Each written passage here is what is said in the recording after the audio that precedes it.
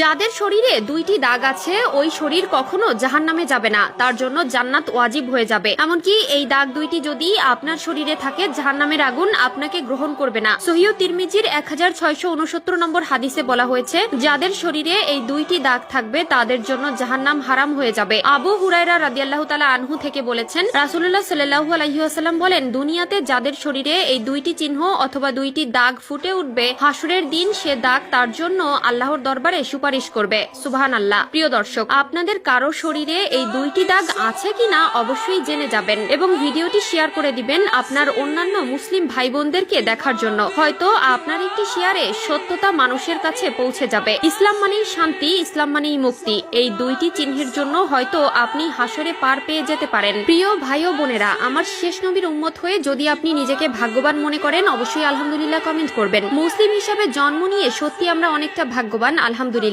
তো চলুন জেনে আসি কোন দুইটি দাগ যা কারো শরীরে থাকলে আল্লাহ তাআলা তাকে মাফ করে দিবেন। 1 নম্বর দাগ হলো, রাসূলুল্লাহ সাল্লাল্লাহু আলাইহি ওয়াসাল্লাম বলেছেন, যে ব্যক্তি জিহাদের ময়দানে আল্লাহকে খুশি করার জন্য, আল্লাহর দ্বীন কায়েম করার জন্য অথবা আল্লাহর সন্তুষ্টি অর্জনের জন্য যে ব্যক্তি শত্রুর মোকাবেলা করতে গিয়ে শত্রুপক্ষের আঘাতে তার শরীরে ছোট্ট একটা দাগও যদি হয়ে যায় তার জন্য জান্নাত ওয়াজিব হয়ে যাবে। এই দাগওয়ালা শরীরকে আল্লাহ তাআলা অনেক ভালোবাসেন। এই দাগ থাকার কারণে কিয়ামতের ময়দানে আল্লাহ তাআলা তাকে জান্নাতে দিয়ে দিবেন। প্রিয় ভাইয়েরা, আমার আল্লাহর দ্বীনকে কায়েম করার জন্য যাদের শরীরে বিন্দু পরিমাণ দাগ হয়েছে তারা কতই না সৌভাগ্যবান। আল্লাহ আপনাকে জান্নাতি হিসেবে মনোনীত করেছে বলেই আপনার শরীরে এমন দাগ হবার সুযোগ এসেছে। 2 নম্বর দাগ হলো, ফরজ ইবাদত সমূহের মধ্যে যদি কোনো একটি দাগ তার শরীরে দেখা দেয় তাহলে তার জন্য জান্নাত ওয়াজিব হয়ে যাবে। যেমন যদি কোনো ব্যক্তি ফরজ ইবাদত করতে গিয়ে তার শরীরে দাগ করে ফেলে, নামাজ পড়তে পড়তে যদি আপনার হাঁটুতে, আপনার কপালে, আপনার পায়ে দাগ হয়ে যায়, বুঝে যাবেন আল্লাহ আপনার জন্য সুসংবাদ দিয়েছে। তবে এখানে একটি বিষয়